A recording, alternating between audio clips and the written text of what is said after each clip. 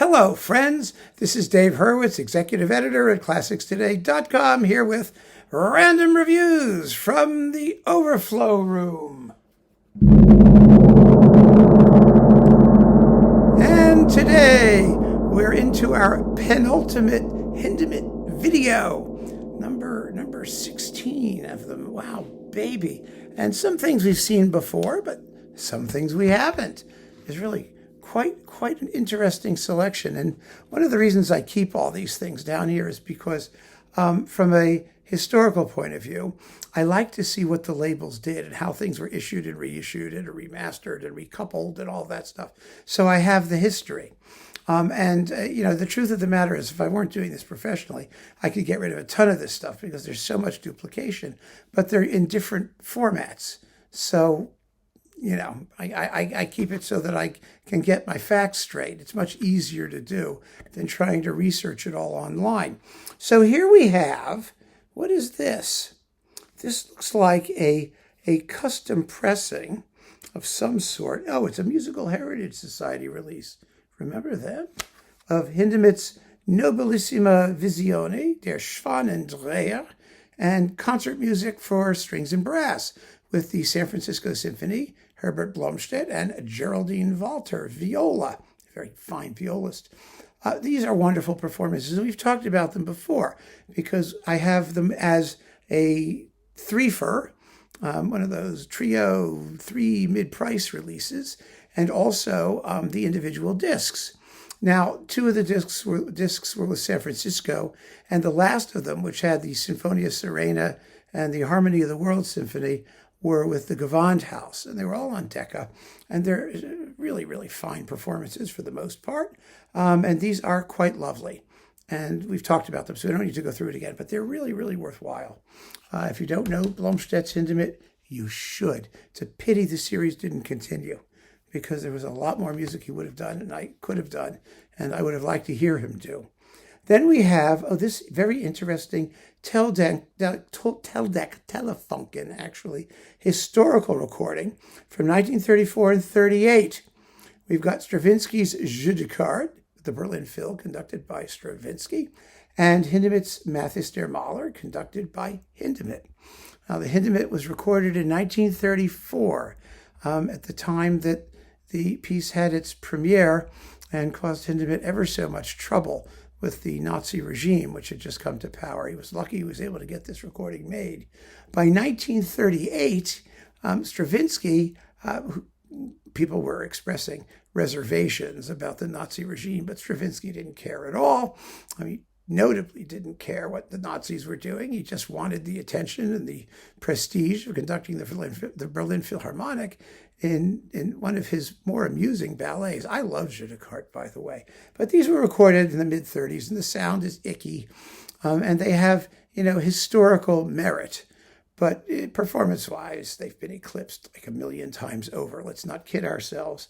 But, it's an interesting coupling. And interesting circumstances in which the recordings were made. Then we've got this sucker. So, remember we talked about Claudio Abbado doing the symphonic metamorphosis on themes by Weber? Well, here it is again, but in this case, it's a Decca Eloquence reissue containing all Hindemith, which made much more sense than Janáček's Sinfonietta and Prokofiev's Third Symphony, which was in the other Decca Abbado release. For here we have David Oistrakh in the London Symphony, with Paul Hindemith conducting in his own violin concerto, which is a 20th century masterpiece, a great, great work that really deserves to be played much more frequently than it gets. Even Bartók's second violin concerto is getting sort of waylaid recently. There's some magnificent 20th century violin concertos, but it seems that younger artists either play the latest modern novelty or they play the Tchaikovsky, and they don't much care about anything else. It's really terrible how our focus is narrowing, our repertoire is narrowing in what people are doing. You would think that after a zillion versions of the same thing, someone would do something different. Sometimes they do, to their credit, if they can get the funding. Most of the time they don't. So then you've got the Abbado, and here we have Mathis der Maler with the Orchestra de la Suisse Romande under Paul Kletzky. It's a good performance. The orchestra, of course, is not top-notch. Never was. And I always would have thought it would have been a better performance if the horns had been a little bit more on point. They have a kind of watery, blowsy sound. But still, the performance is quite fine.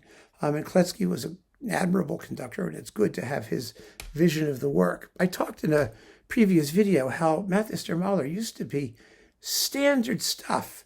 You know, every conductor had to do a modern German thing, and Hindemith was the guy, and Mathis der Mahler was the work. So everybody recorded it. And that's an example of it, but not anymore. Not anymore. People seem not to care very much at all. And then we've got the Symphony, the Harmony of the World, and the Sinfonietta in E, which is something you probably have not heard, and it's quite delightful, with the Bamberg Symphoniker under Karl Anton Rickenbacker, the Bamberger Symphoniker, on Koch Classics. And this was, oh gosh, when was this recorded? In 1992. All right, and Koch has long since ceased to exist, I think, in any meaningful way, so this probably no longer exists in any meaningful way, sadly. And we've got, oh, this is great. Bernstein, Leonard Bernstein was a fabulous Hindemith conductor. He admired Hindemith. He recorded quite a bit of it, quite a bit of him at regular intervals, and played it regularly. We've got the symphonic, the Mathis der Mahler Symphony, the concert music for strings and brass, and the symphonic metamorphoses on themes by Weber, all on one handy disc with the Israel fill. This is some really good late Bernstein, and well recorded too. And the orchestra's on the top of its game. It's really, really a fine record. Bernstein recorded the symphonic metamorphoses and the concert music earlier in his career, but these are more vividly recorded, I think, on the whole. But, you know, they're very, very fine performances all around. And if you want those earlier performances, here they are. This is that ghastly Royal Edition with watercolors by the now King Charles.